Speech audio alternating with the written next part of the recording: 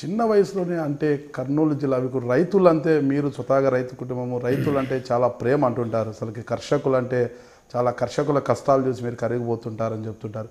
ఈ కర్షకులు పడుతున్న సాగునీటి ఇబ్బందుల కోసం అప్పట్లోనే ఎప్పుడు అసెంబ్లీలో ఎప్పుడు వచ్చిన ఈ రాజోలి బండ అంటే ఆర్డీఎస్ ఈ రాజోలి బండ మీద ఎప్పుడూ వివాదాలు చెలరేగుతూనే ఉంటాయి అసెంబ్లీలో. ఎప్పుడు కూడా మీరు కూడా చాలాసార్లు రాజోలి బండ సమస్య గురించి మీరు చాలాసార్లు కూడా అసెంబ్లీలో గలమెత్తారు.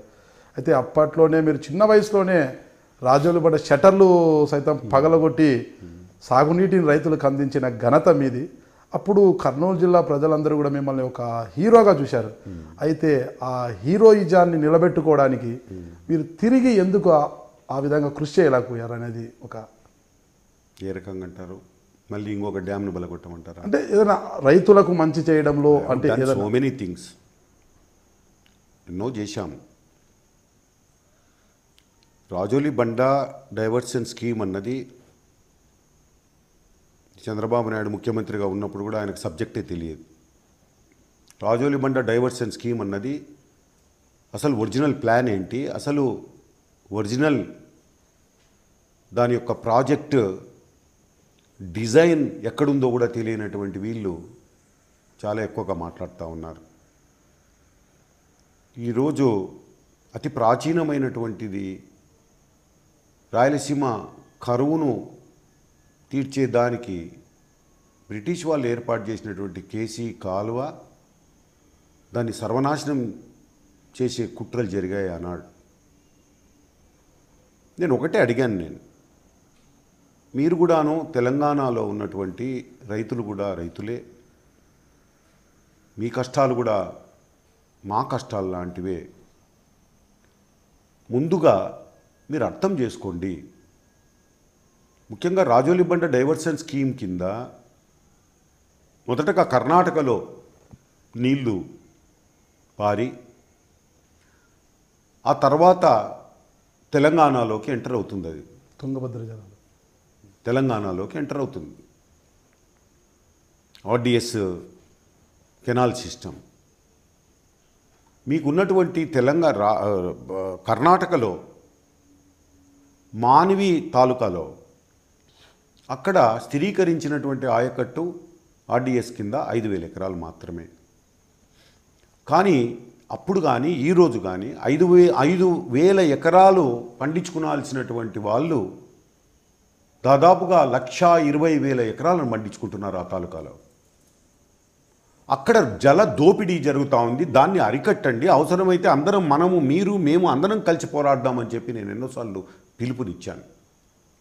అది కప్పిపుచ్చి మాన్వి తాలూకాలో జరుగుతున్న జల దోపిడీ, ఆర్డిఎస్ ద్వారా నీళ్లు తెలంగాణకు చేరుకోకపోవడానికి కారణం రాయలసీమ వాసులు కాదు, మాన్వి తాలూకాలో ఉన్నటువంటి కర్ణాటక రైతులు.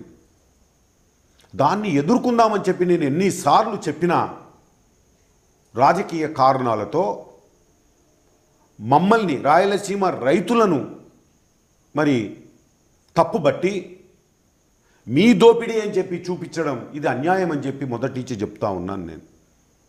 అది వినరు. మా మీద జులుం చెలాయిచ్చి మాకు రావాల్సిన నీళ్లు రాకుండా చేసి అసలు మొత్తం మీద కింద ఉన్నటువంటి తూములను ఇంగ్లీష్లో అంటారు ప్లగ్ చేశారు, కాంక్రీట్ చేసి వాటిని మూసేశారు. They plugged all the holes, all the మరి అక్కడ నీళ్లు బారేటటువంటి పైప్స్ అన్నిటిని కూడా ప్లగ్ చేశారు. అది ఒరిజినల్ డిజైన్లో ఉన్నటువంటివి చేసేసి నీళ్లు రాకుండా చేస్తే ఇది బతుకు తెరువు సమస్య. ఇది రైతులు చావో రేవో తేల్చుకునేటటువంటి విషయం. మీరు ప్లగ్ చేసినప్పుడు మేము వాటిని ఓపెన్ చేసుకునడం తప్పేముంది? మీరు ఇల్లీగల్గా ప్లగ్ చేశారు, మీరు ఇల్లీగల్గా మూసేశారు, మేము వాటిని తెచ్చుకున్నాం. దీంట్లో తప్పేముందండి? దాని మీద మేము దౌర్జన్యం చేశాము, బాంబులు తీసుకెళ్ళామని తప్పుడు ప్రచారం చేశారు. ఈ మధ్య కాలంలో మరొక్కసారి కేసీఆర్ గారు ముఖ్యమంత్రి అయినాక కూడా మహబూబ్ నగర్ జిల్లాలో బహిరంగ సభలో మాట్లాడాడు. ఈరోజు ఒకటే చెప్తా ఉన్నాం, ఎక్కడ అన్యాయం రైతులకు జరగకూడదు. కేసీ కాలువ అన్నది కరువు తీర్చేదానికి ఏర్పాటు చేసినటువంటి కాలువ. అది ఈరోజు ఒక్క కారు కూడా నీళ్లు రావు. కడప జిల్లాకు వెళ్తే, మా ప్రాంతాలకు వెళ్తే బకెట్లతో నీళ్లు తీసుకొని చల్లి పంటలు రక్షించుకునే స్థాయికి మీరు తీసుకొచ్చారు అందరూ కలిసి. అందుకే పోరాడాం. మీరంటున్నారు ఆర్డీఎస్ దగ్గర మీరు పోరాడారు, హీరో అయినారని. ఈరోజు మీరు ఎందుకని అని అడుగుతున్నారు మీరు. అదేంతో దాంట్లో మీనింగ్ వేరే రకంగా కనపడతా ఉంది నాకు. ఈరోజు ఒకటి నేను చెప్తున్నాను, డ్యాములు పల్లగొట్టడం కాదు. ఈరోజు మేము రాయలసీమకు జరుగుతున్న అన్యాయాలను గురించి చెప్పుకుంటూ వెళ్ళాం. రాయలసీమకు కావాల్సింది తాగునీరు అని చెప్పాం మేము. పట్టిసీమతో నీళ్లు వచ్చే ప్రసక్తే లేదు, మోసం అని చెప్పాం మేము. ఈరోజు రాష్ట్ర విభజన తర్వాత 69 జీవోను రద్దు చేయమని అడుగుతా ఉన్నాం. 69 జీవో ఉన్నంతకాలం మనకు నీళ్లు రావు. 854 అడుగులకు నీళ్లు చేరితే తప్ప రాయలసీమకు నీళ్లు వచ్చే పరిస్థితి లేదు. ఈరోజు వర్షాలు వచ్చాయి కాబట్టి శ్రీశైలం అదే వర్షం లేకపోతే డెడ్ స్టోర్లో నుంచి కూడా నీళ్లు తీసుకుపోతా ఉన్నారు. శ్రీశైలం నుంచి పక్షులకు, పశువులకు, మనుషులకు నీళ్లు తాగేదానికి కూడా లేకుండా నీళ్లు తీసుకుపోవడం జరిగింది మొన్న ఎండాకాలం. ఇటువంటి అన్యాయాల గురించి మొత్తం మీద రాయలసీమ వాసులను చైతన్యపరిచాం. ఈరోజు ఢిల్లీ నుంచి కింది స్థాయి వరకు జలసాధన దీక్షలు అని చెప్పి దీక్షలు చేశాం. అదే కాకుండా పాదయాత్రలు చేశాం, ట్రాక్టర్ యాత్రలు చేశాం, బస్సు యాత్రలలో కూడా ఇదే విషయాలు చెప్పుకుంటూ వెళ్ళాం. మొత్తం మీద ఈరోజు రాయలసీమకు జరుగుతున్నటువంటి అన్యాయాల మీద ప్రజలకు ఒక అవగాహన వచ్చింది. వేదవతి కానీ, గుండ్రేవుల కానీ, లేకపోతే 69 జీవో రద్దు కానీ, తుంగభద్ర జలాలు మాకు కావాలని కానీ, లేకపోతే కేసీ కాలువ నుంచి నీళ్లు రావాలని కానీ, గండికోట రిజర్వాయర్ కానీ, అవుకు రిజర్వాయర్ కానీ, ఇటువంటి రిజర్వాయర్లన్నీ తొందరగా పూర్తి చేయమని కూడా డిమాండ్తో ముందుకెళ్ళాం.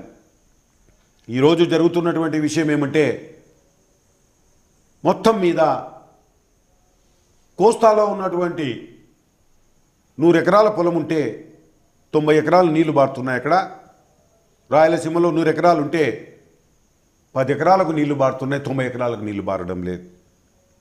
దీన్ని సరిదిద్దాల్సినటువంటి అవసరం ఎంతైనా ఉంది, అందరి బాధ్యత. ఈరోజు ఈ విషయాలన్నీ కూడా ప్రజలకు చెప్పుకుంటూ వెళ్ళాం. ఈరోజు నాతో పాటుగా ఒకరోజు గడపండి మీరు చాలు. రాయలసీమ వాదాన్ని గురించి, రాయలసీమకు జరుగుతున్న అన్యాయాలను గురించి ఏ రకంగా శ్రమిస్తున్నామో మీకే తెలుస్తుంది. అంతేగాని ఈరోజు మీరు ఇంకొక డ్యామ్ని ఎందుకు బలగొట్టలేదు, లేకపోతే ఇంకోటిని కాదు. సమయం వచ్చినప్పుడు అది జరుగుతుందేమో చూద్దాం ప్రజా బలంతో.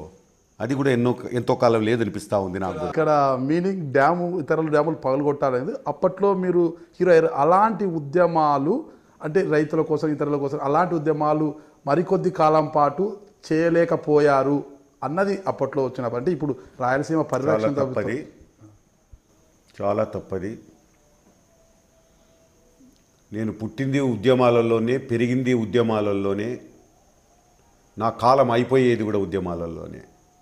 యు రిమెంబర్ వన్ థింగ్, ఎప్పుడు కూడా దీంట్లో డీవియేషన్ లేదు. ఎప్పుడు కూడా పదవుల కోసం, లేకపోతే ఒక మంత్రిగానో, క్యాబినెట్లోనో, లేకపోతే ఇంకొక పదవి కోసం లాలూచిపడి రాయలసీమను, మరి రాయలసీమ కష్టాలను దూరం చేసేటటువంటి ఈ ఉద్యమాన్ని, దీన్ని హోల్సేల్గా అమ్మివేసేటటువంటి మరి వ్యక్తిత్వం బైరెడ్డిదైతే కాదు. ఖచ్చితంగా పోరాడుతూనే ఉన్నాం. మీ అందరూ గుర్తు తెచ్చుకోవాలి, కొంతమంది రాయలసీమ స్వార్థపరులే, దొంగలు, రాయలసీమ వెనుపోటుదారు. రాష్ట్ర విభజన జరిగే ముందు ఫోర్జరీ సంతకాలతో ఎంపీటీసీలు, జెడ్పీటీసీలు ఫోర్జరీ సంతకాలు చేసి 2 జిల్లాలు తెలంగాణలో కలపాలి, 2 జిల్లాలు కోస్తాలో కలపండి, తెలంగాణ కలిపేదానికి రాయల తెలంగాణ అని పేరు పెట్టినారు వాళ్ళే. అదే రకంగా కోస్తాలో కలిసే 2 జిల్లాలకు సీమ ఆంధ్ర అని పేరు పెట్టారు వీళ్ళు. ఈ రకంగా స్వార్థ రాజకీయ నాయకులు రాయలసీమలో ఉండబట్టే దాని మీద పోరాటం చేయలేదా నేను? ఈ రాయలసీమను రెండుగా విడగొట్టేటప్పుడు దాని మీద స్పందించలేదా నేను? ఢిల్లీ నుంచి కింది స్థాయి వరకు పోరాటం మేం చేసిందా, ఇంకొకరు చేసిందా? ఇదే కాకుండా ఒకవైపున సమైక్యవాదం, ఒరే విడిపోతుందిరా, ఇది విడిపోయింది, ఇంకా ఉండదు ఇది రాష్ట్రం, ఖచ్చితంగా తెలంగాణ రాబోతుంది, మేల్కొండి రాయలసీమ కోసం మీరు కూడా గలమెత్తండి అని చెప్పి నేను పోరాడలేదా? సమైక్యవాదం అనేది ఒక మోసం అని చెప్పి నేను అనలేదా? ఇదే కాకుండా మీ అందరికీ గుర్తు తెస్తా ఉన్నాను నేను, let the state be trifurcated not bifurcated, రెండుగా వద్దు మూడుగా చేయండి చేస్తే, లేకుంటే ఒకటిగా ఉండని అని పోరాటం చేయలేదా? అసలు మీరు చెప్పండి, ఎవరైనా చెప్పారా తెలంగాణ ఇవ్వబోతున్నారని? నేను ఒక్కడే చెప్పింది అన్నాడు. నన్ను అడిగారు ఎట్లా చెప్తున్నారు మీరు ఇంత ఖచ్చితంగా అని. ఇన్ని రోజులు రాజకీయాల్లో ఉన్నాం, ఇన్ని వైడ్ కనెక్షన్స్ ఉన్నాయి, ఆ మాత్రం చెప్పలేమేమయ్యా? దొంగలు వీళ్ళని నమ్మొద్దండి, వీళ్ళు అబద్ధాలు చెప్తున్నారు, వీళ్ళు ఖచ్చితంగా విడిపోతుందని చెప్పింది కేసీఆర్. ఆశ్చర్యపోయే విధంగా కూడా చెప్పాను నేను, విడిపోతుంది, అయిపోయిన పెళ్లికి మేళాలు వాంచొద్దండి, చచ్చిన శవానికి సింగారం చేయొద్దండి అని చెప్పి అనేకసార్లు చెప్పాను నేను అన్నట్టుగానే విడిపోయింది. రాయలసీమ వాదాన్ని, సమైక్యవాదము అన్నది తీసుకొని వచ్చి తొక్కారు. అదే గనక ఆ రోజు కలిసి వచ్చి ఉంటే ఖచ్చితంగా రాయలసీమ వచ్చేది, 3 రాష్ట్రాలు అయ్యేవి. శ్రీకృష్ణ కమిటీ రిపోర్ట్ చూడండి మీరు, ఏం రాశారో. మేధావులు వాళ్ళు, ఎవడో స్వార్థపరులు కాదు, దరిద్రులు, ఈ రాయలసీమలో ఉన్న రాజకీయ నాయకులతో కూడుకున్న కమిటీ కాదు అది, వెనుపోటుదారులు ఉన్న కమిటీ కాదు అది. ఆ కమిటీ మేధావులు ఉన్న కమిటీ. ఆ కమిటీ ఏం రాశారు చూడండి ఒక్కసారి. అరే మీరు తెలంగాణ ఇస్తే వెంటనే ఇన్స్టెంట్గా రాయలసీమలో ఒక ఉద్యమం మొదలవుతుందని కూడా ఇచ్చారు. అదే జరగబోతుంది త్వరలో. కాబట్టి అనేక రకాలుగా రాయలసీమ హక్కుల కోసం, రాయలసీమ కోసం, రాయలసీమ వెనుకబాటుతనాన్ని దూరం చేసే దానికోసం, రాయలసీమ ఆత్మగౌరవాన్ని నిలబెట్టే దానికోసం మీ అనంతపురంలోనే రాష్ట్ర విభజన జరగకముందే బ్రహ్మాండమైనటువంటి బహిరంగ సభతో పాదయాత్రను ఎండ్ చేశాం. దాంట్లో డిమాండ్స్ మీరు ఒకసారి చదవండి. మీరు ఈ రకంగా పోరాటం చేస్తూ వచ్చినటువంటి ఈరోజు ఒక స్థాయికి చేరుకుని ఖచ్చితంగా రాయలసీమ ఈరోజు చంద్రబాబు నాయుడు పరిపాలనకు కానీ, లేకపోతే సమైక్యంగా ఇప్పుడున్నటువంటి రాష్ట్ర విభజన జరిగిన తర్వాత కోస్తాతో కలిసి ఉండాలని కానీ, లేకపోతే రాయలసీమను అడుగడుగున అన్యాయం చేస్తూ ఉంటే ఊరికే నిశ్శబ్దంగా గతంలో 60 ఏళ్ళు ఉన్నట్టుగా ఉండే పరిస్థితి కానీ ఈరోజు కనపడడం లేదు. ఖచ్చితంగా బుద్ధి చెప్పబోతున్నారు. ఏ ఎన్నికలు జరిగినా ఖచ్చితంగా గుణపాఠం ఈ స్వార్థ రాజకీయ నాయకులకు మరి నేర్పబోతున్నారని చెప్పి నా నమ్మకం. అసలు ఇక్కడ ఒకటి స్పష్టం చేయాల్సింది, మీరు మా ప్రేక్షకులు 69 జీవో ఏం చెప్తోందంటారు? 69 జీవో చూసి, ఇది నేను మొదటి నుంచి పోరాడుతున్నాను. మీకేం తెలుసు, మీరు చాలా ఇప్పుడిప్పుడే మొదలుపెట్టినట్టున్నారు మీ జర్నలిజం. నేను మొదటి నుంచి పోరాడుతూ ఉన్నది దీని మీద. 69 జీవో రద్దు చేయడం రానాయన.